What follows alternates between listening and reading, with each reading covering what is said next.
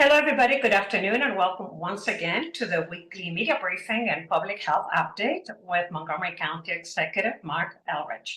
I'm Lorna Verdilla, Hispanic Public Information Officer, and joining us today is Dr. Nina Ashford, Chief of Public Health Services, Dr. James Bridgers, who is the Director of the Department of Health and Human Services, Mr. Sean O'Donnell, Deputy Chief of Public Health Services, as well as Dr. Earl Trotter, Assistant Chief Administrative Officer. Thank you, everybody, for joining us. Mr. County Executive, good afternoon. How are you? I'm fine. How are you? Very well, thank you. So thank you, everybody, for joining us today. We're going to talk about something we don't normally talk about, Supreme Court decisions. 8 years ago, during the 2016 presidential election, one of the key issues was that either Trump or Clinton were going to have the opportunity to nominate multiple candidates to the Supreme Court. And this was also the same year that Senate Republicans refused to give a hearing to President Obama's Supreme Court nominee, Merrick Garland, citing that it was a presidential election year. Well, elections have consequences. President Trump nominated 3 extremely right-wing justices, including his third nominee, ironically, in the 2020 presidential election year, as Republicans don't even care or hide from their own hypocrisy from 4 years earlier. But the story gets worse. Over the last 3 years, we're feeling these consequences. 2 years ago, the court overturned Roe v. Wade, and last year they ruled that anyone, anywhere has a right to carry a gun in public spaces.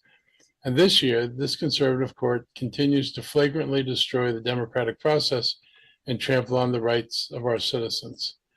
Over the past week, we've seen the Supreme Court deliver a series of cataclysmic opinions. One after another, these decisions have created a heightened sense of worry for many people about the future of our country and our planet, and those worries are not unfounded. I'd like to focus on just a few of them and express my concerns about their potential impact. First, allowing jurisdictions to criminalize homelessness. It would be hard to be more inhumane than passing laws that made it impossible to sleep. Homeless people need help. They need services that lead to recovery. They need some compassion, and they need a place to lay their heads at night. If we as a society can't provide those beds, at least we ought to allow them to find a place where they can sleep and rest for the night. It's not ideal, but throwing them in prison is inhumane and fundamentally unjust. It's not going to solve the problem. It's going to be stunningly expensive to deal with, and it would be cheaper to house people than to keep them in jail. So this is really worrisome. Second, the High Court put limits on federal law aimed at eliminating public corruption. The ruling will allow gifts and payments to politicians as long as those rewards come after favorable action is taken by the state and local officials instead of before. I thought this was a joke originally. It's not a joke, and it basically creates an IOU for bribes. Something as simple as telling a legislature, I'll remember your kindness, in order to have our legislators making decisions based on personal gain and self-interest. This is a fundamental attack on democracy. And any of you who've been paying attention to the political discussion, you've heard many notable politicians talk about the money they give to people they don't agree with to ensure that legislation in their states doesn't impact the businesses they own. This is not some mysterious story, or that's not something that doesn't have a basis in reality. This is a real thing. And the idea that you're going to be able to bribe somebody after the fact and then not call it a bribe is really, I think, a challenge to democracy. You're not going to know whether your legislator is legislating because it makes them richer, or they get a nice vacation, or whether they're legislating because they actually believe in what they're doing. And putting this confusion into the public sphere, I think, is going to be really hard for a lot of people to stomach. Giving the Supreme Court the power to decide challenges to regulations has the potential to significantly impact the health and safety of every American, because the court does not have the expertise or capacity to properly evaluate and assess these cases. As difficult as it is to produce complex legislation, and we in the county have had to produce complex legislation, this only gets worse if Congress can obstruct the rulemaking and let anyone at any time challenge an existing regulation. This has the potential to eviscerate the regulatory system. This matters. Think about how long it took to get regulations to deal with asbestos or air and water pollution or greenhouse gas regulations. None of those regulations occurred the moment that somebody realized what damage was being done. It took years or decades to get legislation passed. Today, we're dealing with PFAS. I think a lot of you have heard this phrase PFAS going about for a while. These are the forever chemicals that are apparently everywhere in our environment, including milk. They're permitted to be used in a way that made that happen because of the fact that they were permitted to be used in this way happened because we already have a pretty weak regulatory process to begin with. Now, as agencies like WSC are taking actions to remove PFAS from water, and that will be incredibly difficult and expensive. And of course, the companies that produce the PFAS won't pay a dime. It's going to be us who wind up paying for this. It will become incredibly difficult to create regulations that will have to be approved by Congress to deal with the latest impending health crisis. PFAS usage is a poster child for a poor regulatory process and not the example. But now we need a concerted effort to get this stuff out of our water, our food, our clothes. And we're going to have to convince Congress that public safety is a higher priority than corporate profits.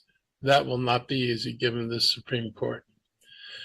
But the decision that most Americans are worried about was probably the one on presidential immunity. The court determined that the president is immune from criminal charges when the acts are done in line with the duties and responsibilities of the office of the president. That is a very long leash. The idea of executive immunity is outrageous because no one should be above the law. And that includes the president of the United States. It's a threat to our democracy and could significantly change the way a president operates. The court provided no clear guidance as to how far a president could go. Could he declare political opponents to be terrorists or agents of a foreign power and have them arrested? This is what Putin does all the time. Is this something we're supposed to be emulating? If we are, why are we complaining about Putin? Representative Raskin, I forgot, Trump doesn't complain about Putin. Let's point that out. Representative Raskin was scheduled to join me today for his take on these decisions, but unfortunately had to cancel his appearance. We look forward to having him back on our weekly meeting briefings in the future. We'll be talking about this more over the coming weeks. These decisions could literally be life-threatening, particularly if a Supreme Court who lacks any competence to make decisions in anything involving science becomes the arbiters of what's safe and what's not. On a happier note, last Saturday, I had the chance to attend the special reunion in Tacoma Park. Actually, the reunion was off of Forest Glen Road, but it was for Tacoma Park residents, and it was the Tacoma Park homecoming. And I know Tacoma Park pretty well. I moved my family there around 1980 because it was at the time one of the few inclusive, fully integrated communities in the county and region. For several decades, Tacoma Park has been integrated and the people are not excluded because of the color of their skin.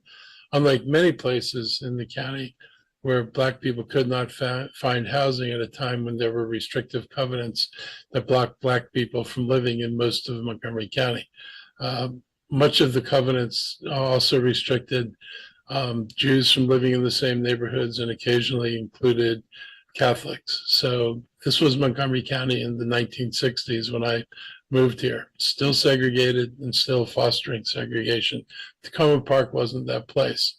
So on Saturday, when the community came together to celebrate a homecoming, it was wonderful to hear their stories that date back decades of integrated schools and neighborhood. It made me proud to think of how the community evolved, where the lives of its residents, regardless of color, were interwoven. People saw their community as what should have been the natural order of things. And I wish that everyone could think that way. I'll be starting this 4th of July ceremonies at Tacoma Park's 4th of July parade, starting at 10 a.m. tomorrow. And it'll be the start of a very festive day with a street party that night along Maple Avenue between Philadelphia and Ritchie, starting at 6 p.m. Montgomery County will also continue its tradition of supporting free fireworks Thursday night at South Germantown Recreational Park, and Friday night, another fireworks show at Kensington and Albert Einstein High School. I want to remind people, setting off fireworks is not allowed in Montgomery County, except for when the county sets off fireworks. Fireworks remain illegal because they pose a danger to those lighting them and anyone nearby watching them. So enjoy the legal festivities. Unfortunately, we don't have enough officers to enforce all the calls about fireworks that we're going to get tomorrow night and Friday night. Yes, it's irritating, but your call should go to our non-emergency police line, 301-279-8000. Do not call 911 unless there's a life-threatening injury or an imminent emergency event like a brush fire or a house fire. If you're going to celebrate with alcohol, make every effort to find a safe ride home. Besides finding a bus, rideshare, and taxis are also great options for planning ahead and getting last-minute help. Montgomery County's Vision Zero effort is sharing information about how to get a discounted ride home from Lyft on its website, or you can visit soberride.com. This past Sunday, we wrapped up Pride Month in Montgomery County with the annual celebration of our diverse LGBTQ plus community at Veterans Plaza in Silver Spring. It's both a celebratory and an educational event. There are opportunities for free HIV testings and other health screenings. Our health department tested double the number of people they had anticipated testing. Celebrating Pride sends a message to our community, letting them know that they have a place here. Lately, in too many parts of our nation, they felt unwelcome. Historical discrimination is something we need to recognize and do our best to continue to fight. But many in the LGBTQ plus community are doing everything everybody else does, but they're not accepted like everyone else is. When we don't include people, we cheat ourselves of what could have been a valuable contributor to our society. We need to let everybody in, let everybody contribute, let everybody be who they are. I want to thank our sponsors and the volunteers who helped make this year's Pride in the Plaza a success. And our HHS team always plays a big role in Pride in the Plaza. So now is a good time to check in with them for any updates they'd like to share this week. So it's off to you, HHS. No updates for me. Dr. Bridgers? Thank you, Dr. Ashford. None from me, but I echo the county executive sentiments. Pride in the Plaza Sunday was well received. We had a great turnout, and thank you, Mr. County Executive, for supporting our LGBTQ plus community. No update from me today. Dr. Stoddard, anything from you? Yeah, I did want to talk a little bit about these illegal commercial house parties that have been happening. The county has been, we've had a multi-department collaboration that's been aimed at attempting to address these go forward.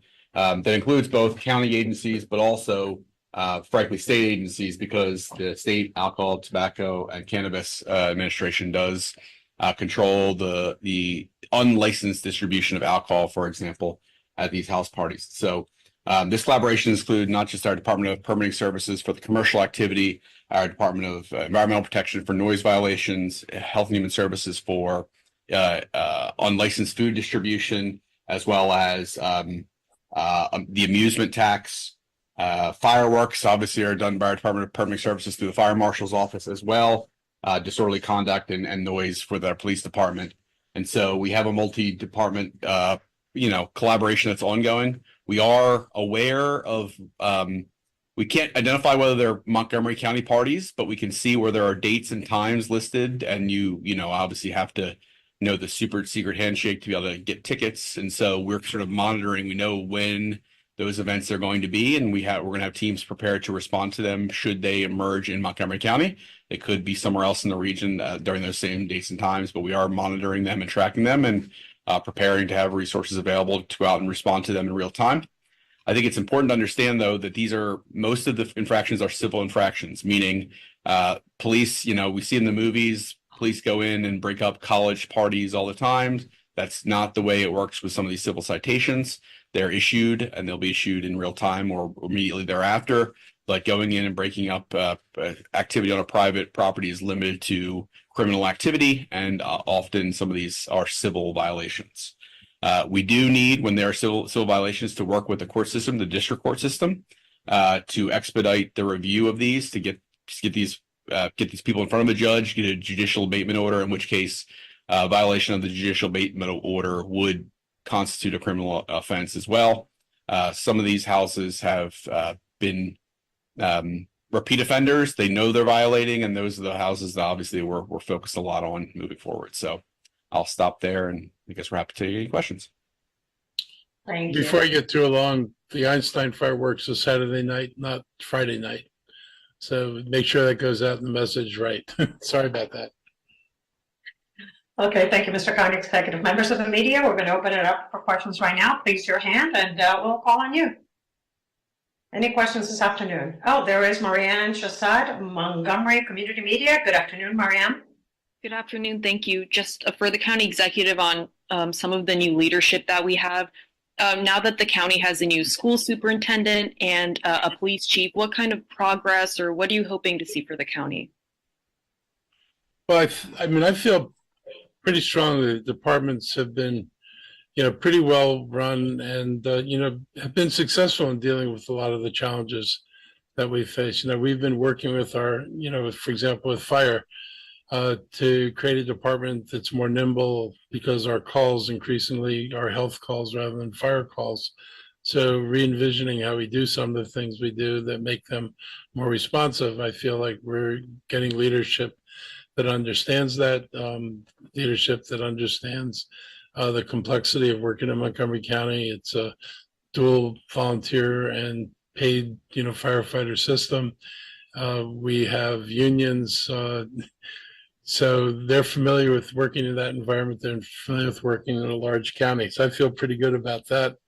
And, I didn't sit in on the superintendent in interviews, but I'm optimistic that the superintendent understands the kind of challenge that the system is facing right now. The last year has not been an easy year for the school system. And I hope that he's getting some good guidance and taking a lot of notes. I am hopeful that the school board will be a little bit more present in the decision making. It is not good to tell us that the previous superintendent, wasn't doing what you wanted when the school board votes for everything the superintendent proposes.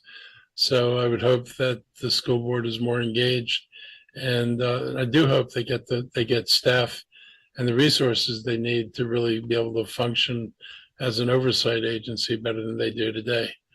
So those are the two you mentioned. And Chief Yamada is, I've said this before, coming into the police department, was part of a leadership team that helped us make the kind of transitions we made after George Floyd, the reexamining of the work we do and how we do a lot of their work. And it was because the team was able to actually make meaningful progress and make meaningful changes.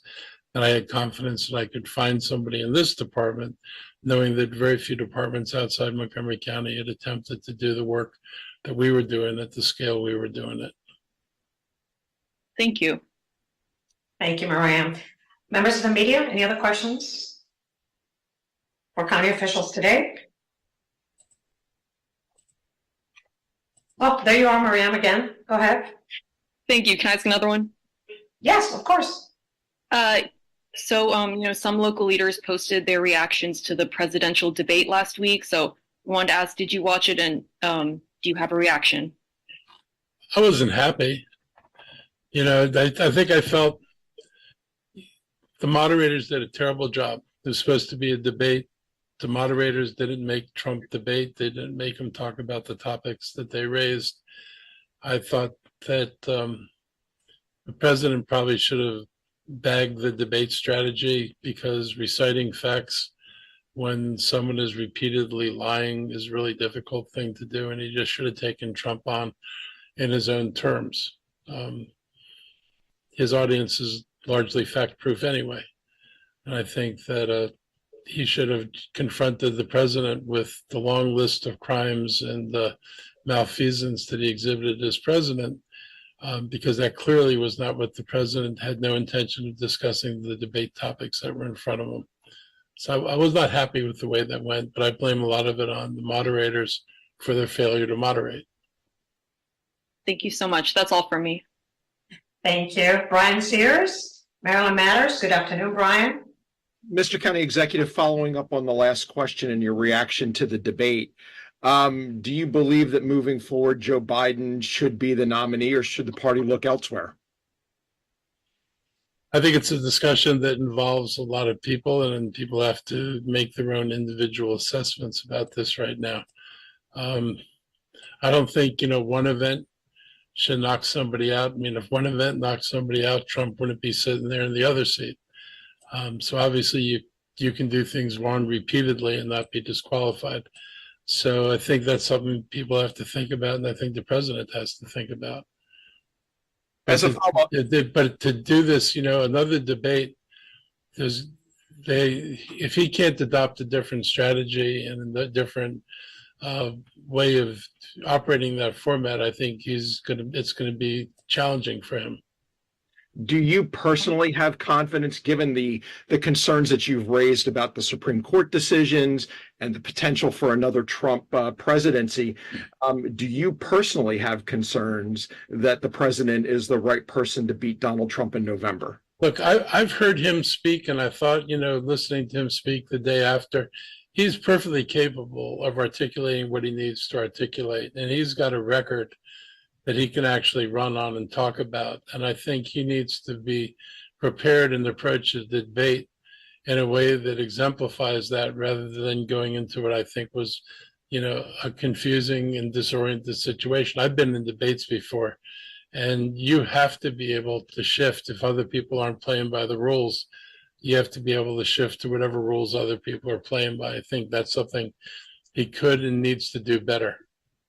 But I think his record is really strong. I mean, it's amazing to me that people don't understand or appreciate what's been done with the economy during his term. There's a lot of positive stuff happening. A lot of jurisdictions, even red states, have benefited from the policies. There's, jobs and industrial growth beginning to happen. I think somehow all that's gotten lost. And it could be because we've got such lousy newspapers in this country now that they don't really talk much about facts. I mean, it's way different. I mean, the Post is nothing like it used to be when I was growing up. And even the Evening Star, which is a Republican paper, actually spent a lot of time with the details of news, and you could actually learn from it. I feel less and less are you able to learn from the media, and that's a problem. Thank you. Thank you, Brian. Members of the media, any other questions? Please raise your hand. No more questions this afternoon. Going to once, going twice. I guess we're done. Thank you, everybody, for joining us. Stay safe that 4th of July, and we'll see you next time. Thank you. David, do you have